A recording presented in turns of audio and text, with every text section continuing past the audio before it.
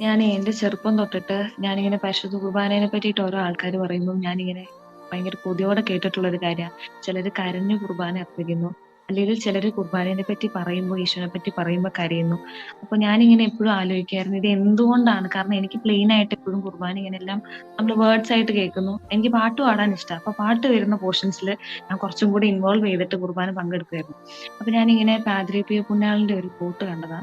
അതായത് നമ്മളൊരു പരിശുദ്ധ കുർബാന അർപ്പിക്കുമ്പം നമ്മൾ പോലും അറിയാത്ത ഒരുപാട് ഗ്രേസസ്, അതായത് നമുക്ക് എവിഡന്റ് ആയിട്ട് നമ്മൾ കാണുന്ന പോലും ഇല്ലാത്ത ഒരുപാട് ഗ്രേസസ് നമുക്ക് ഒരു പരിശുദ്ധ കുർബാനയിൽ നിന്ന് കിട്ടുന്നുണ്ട്. അപ്പൊ ഞാന് ആ ഇടയ്ക്ക് ഇങ്ങനെ പരിശുദ്ധ കുർബാനയെ പറ്റിയിട്ട് ഒരുപാട് ആളുകൾ സംസാരിക്കുന്നത് കേട്ടപ്പോ, അല്ലെങ്കിൽ ഒരുപാട് ആൾക്കാർ പരിശുദ്ധ കുർബാനയ്ക്ക് ഒരുങ്ങുന്ന കാര്യങ്ങളൊക്കെ കേട്ടപ്പോ എനിക്ക് മനസ്സിലായ ഒരു കാര്യം എന്ന് പറഞ്ഞാൽ, ഒരു അച്ഛൻ പറഞ്ഞ ഒരു കോട്ട, ഇത് ഞാൻ പറയുന്നതല്ല, ഒരു അച്ഛൻ പറഞ്ഞ ഒരു കോട്ട. അതായത് പരിശുദ്ധ കുർബാനയെ പറ്റിയിട്ടുള്ള അറിവ് കൂടുന്തോറും നമുക്ക് കുർബാനയെ കുറിച്ചുള്ള ഒരു അതിശയം കൂടും. ഈ അതിശയം കൂടുന്തോറും നമുക്കൊരു ആകർഷണം കൂടും.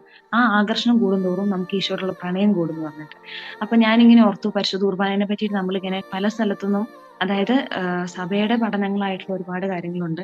ഒരുപാട് ആൾക്കാർ ഇതിനു വേണ്ടിയിട്ട് പ്രിപ്പയർ ചെയ്യുന്ന രീതി, പാദ്രി പിയോ പുണ്യാളനൊക്കെ വെളുപ്പിനെ എണീറ്റിട്ട് ഒരുപാട് മണിക്കൂറുകൾ പ്രിപ്പയർ ചെയ്തിട്ടാണ് ഒരു പരിശുദ്ധ കുർബാന അർപ്പിക്കാൻ പോയിക്കൊണ്ടിരുന്നത്. അപ്പം ആ ഒരു പ്രിപ്പറേഷനിൽ എനിക്ക് മനസ്സിലായ ഒരു കാര്യം, ഓരോ പ്രാർത്ഥനയുടെ അർത്ഥം, അതായത് ഈ ഒരു പോർഷനിൽ എന്താ കുർബാനയിൽ സംഭവിക്കുന്നത് എന്നുള്ളൊരു അറിവ് മനസ്സിലായപ്പോഴത്തേക്കും, ആ ഒരു പോർഷൻ വരുമ്പോഴത്തേക്കും, അതായത് ചില പ്രാർത്ഥനകളുടെ മാത്രം അർത്ഥം മനസ്സിലാക്കുമ്പോഴത്തേക്കും, ആ പ്രാർത്ഥന വരുമ്പോൾ ഇന്ന സമയത്ത് ഇന്നതാണ് ചെയ്യേണ്ടതെന്നുള്ള ഒരു അറിവ് എനിക്ക് കിട്ടാൻ തുടങ്ങി, അല്ലെങ്കിൽ ഒരു ബോധ്യം കിട്ടാൻ തുടങ്ങി.